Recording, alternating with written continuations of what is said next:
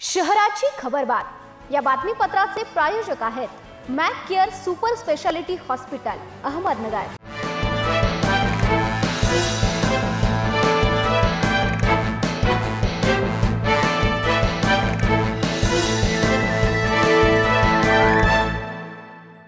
नमस्कार, मी साक्षी, न्यूज 24 सह्याद्री मध्ये तुमचं स्वागत।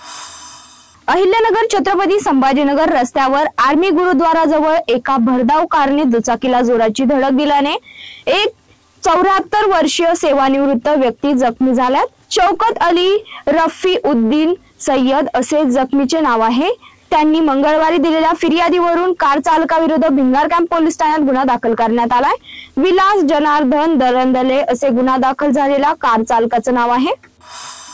डॉन बॉस्को चर्च जवळील काळे किराणा दुकानासमोर रस्त्यावर एका भरधाव कारने दुचाकीला जोराची धडक दिल्याची घटना 20 एप्रिल रोजी घडली आहे। या अपघातात तिघांना दुखापत झाली असून या प्रकरणी तोफखाना पोलीस ठाण्यात 29 एप्रिल रोजी गुन्हा दाखल करण्यात आलाय।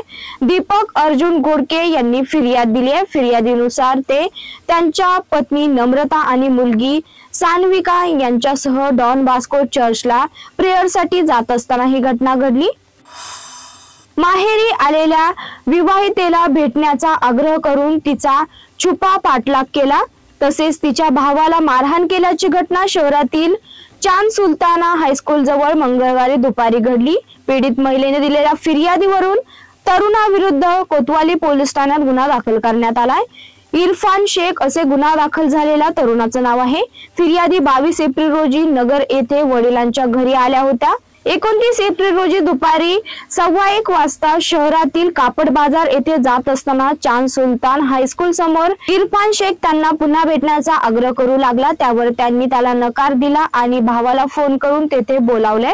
भाऊ आणि 2 मित्र तत्काळ घटनास्थळी पोहोचले। अहिल्यानगर मध्ये 1 मे रोजी रात्री अंदाजे 9:30 ते 10 वाजेच्या सुमारास डीएसपी चौक परिसरात भीषण घटना घडली।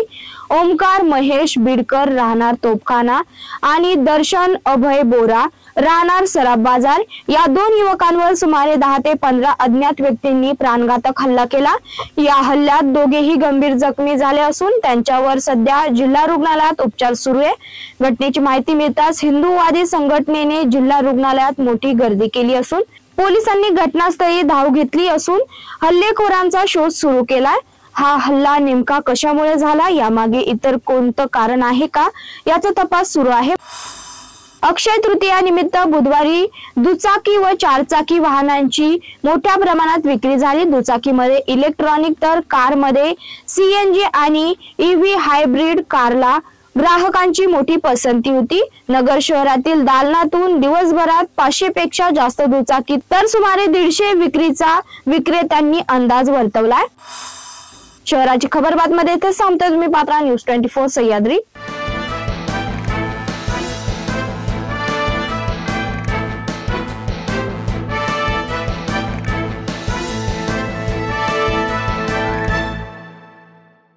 शहराची खबरबात या बातमीपत्राचे प्रायोजक होते Mac care super speciality hospital Ahmednagar.